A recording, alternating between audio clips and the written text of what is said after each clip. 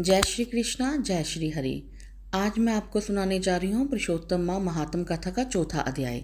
तो शुरू करते हैं। जय श्री कृष्णा।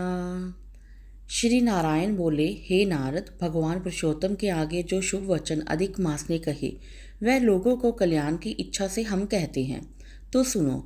अधिक माँ बोला, हे नाथ, हे कृपानिधे, हे हरे, मेरे से जो बलवान है उन्होंने यह मलमास है ऐसा कहकर मुझे दीन को अपनी शरीनी से निकाल दिया है।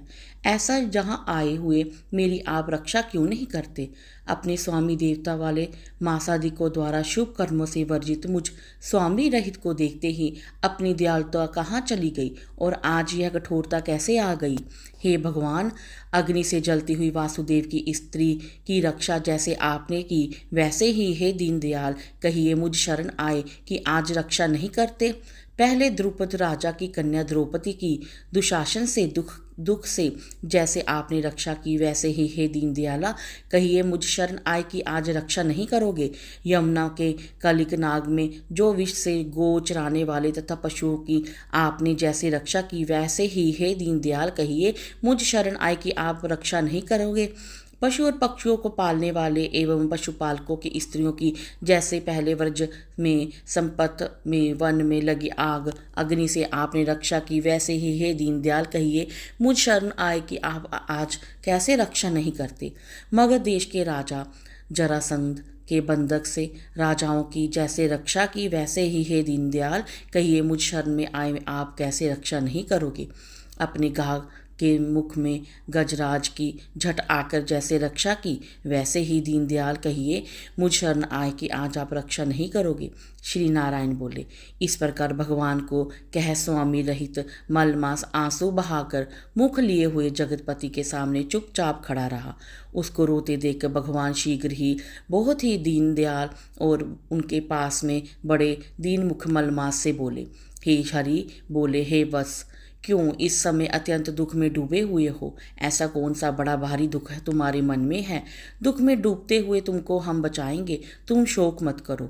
मेरी शरण में आए हो तो फिर कौन करके और कौन से योग्य नहीं है जहाँ आकर महादुखी नीच भी शोक नहीं करता। किसी लिए तुम जहाँ आकर शोक में मन को दबाए हुए हो, जहाँ आने से ना तो शोक होता है ना कभी बुढ़ोती होती है, ना मृत्यु का भय रहता है, किंतु नित्य आनंद रहा करता है। इस प्रकार के वैकुंठ में आकर तुम कैसे दुखित हो? तुमको यहाँ पर दुखित देखकर वैकुंठवासी बड़े विस्मय को प्राप्त हो रहे हैं। हे बस, तुम कहो इस समय तुम मरने की इच्छा क्यों करते हो? श्री नारायण बोले, इस प्रकार भगवान के वाक्य सुनकर भोजा के लिए आदमी जैसा भोजा रखकर श्वास पर श्वास लेता है, इसी प्रकार लेकर श्वास लेकर अधिक मास मधुसूदन से बोला। अधिमास बोला, हे भगवान, आप सर्वव्यापिक हैं, आपसे अज्ञात कुछ नहीं है। आकाश की तरह आप विश्व में व्यापक होकर बैठे हैं। चर अचर में व्यापक विष्णु आप सबके साक्षी हैं, विश्व भर को देखते हैं। विषय की सारी प्रकार की शून्य आप में ही समावित है और अनुसार भूत में स्थित है। हे जगन्नाथ, आपके बिना कुछ भी नहीं है। क्या आप मुझ अभागे के कष्ट को नहीं काटोगे? तथापि ये नाथ, मैं अपनी व्यथा को कहता हूँ। जिस प्रकार मैं दुख जाल से घिरा हुआ हूँ वैसे ही दुखित को मैंने ना देखा और ना सुना। क्षण निमेष मुहूर्त पक्ष मास दिन और रात आपसे अपने स्वामी के अधिकार की सर्वदा बिना भय के प्रसन्न रहते हैं। मेरा ना कुछ नाम है, ना कोई अधिपति है और ना ही मुझको कोई आश्रय है। अतः स्वामी बोले, देवों ने शुभ कार्य से मेरा निरादर किया है। ये मलमास सर्वदा त्याज्य है, अन्नदा गर्त से गिरने वाला, ऐसे सब कहते हैं। इसी के कारण से मैं मरने की इच्छा करता हूँ। अब जीने की इच्छा नहीं है और जीवन से तो मरना ही उत्तम है। ऐसे जीवन से जो सदा जला सकता है किसी तरह से हो सकता है। हे महाराज, जिससे अधिक मुझको और कुछ नहीं कहना। वेदों ने तो अपनी इस तरह से परिस्थिति है कि पुरुषोत्तम आप परोपकार प्रिय हैं और दूसरों के दुखों को सहन नहीं करते। आप अपना धर्म समझकर जैसी इच्छा हो वैसा करें।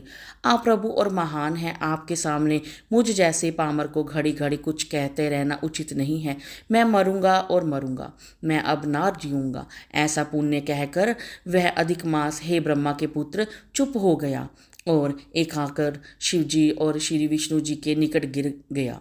तब इस प्रकार गिरते हुए मलमास को देखकर भगवान की सभा में लोग बड़े ही विस्मय को प्राप्त हुए। श्री नारायण बोले, इस प्रकार कहकर चुप हुए अधिक मास के प्रति बहुत कृपा भार से अवस्त्र हुए श्री कृष्ण मेघ के समान गंभीर वाणी से चंद्रमा की किरणों की तरह उसे शांत करते हुए बोले।